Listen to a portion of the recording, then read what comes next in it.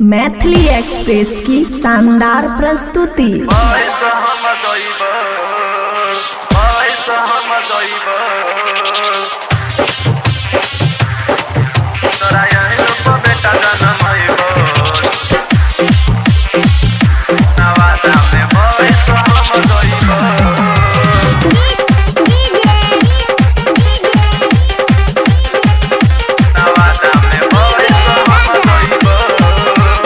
खुशी recording studio बलुआहा।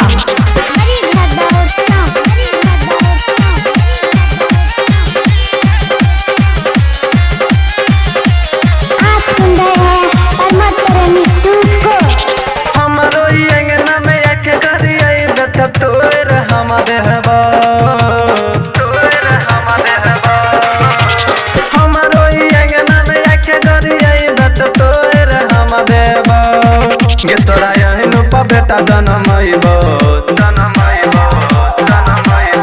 गे तोरा यहीन प बेटा जनमैबो नवादा में बैस हम दैबो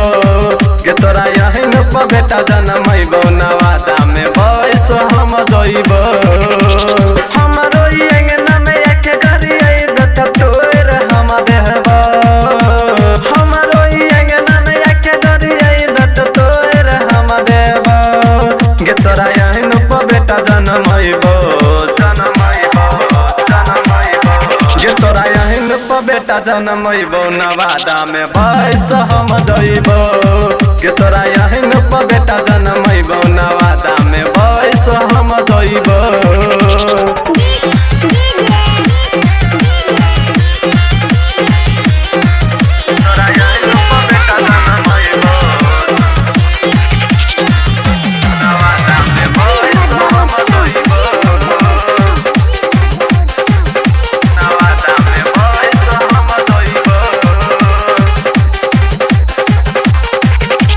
चेहरा के छोरी तोहर पोरे पोरे भरल छो अमिताबा के नजरी हम तोहर पगरल छो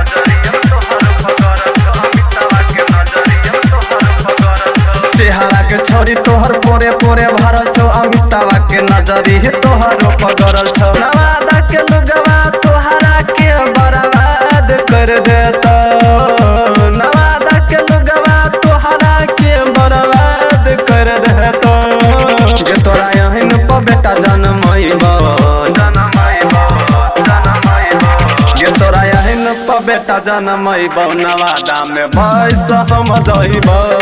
गे तोरा यहीन प बेटा जनमैबो नवादा में बैस हम दैबो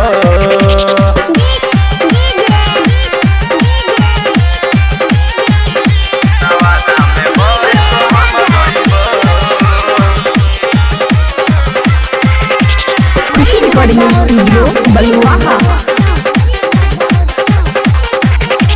हमरो आशीष सैया रहल बेजोर गे है ओकरो पर नजर तू डाल छल रोज गे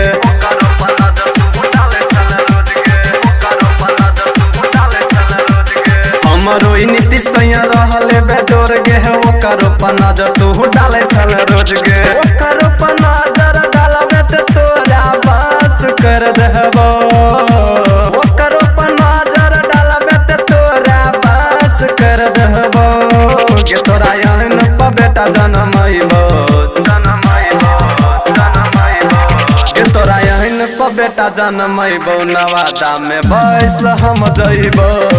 गे तोरा यहीन प बेटा जनमैबो नवादा में बैस हम दैबो हमरो अंगना में एक घरी आइबे त तोर हम देबो हमरो अंगना में एक घरी आइबे त तोर हम देबो गे तोरा यहीन प बेटा जनमैबो गे तोरा यहीन प बेटा जनमैबो नवादा में बैस हम दैबो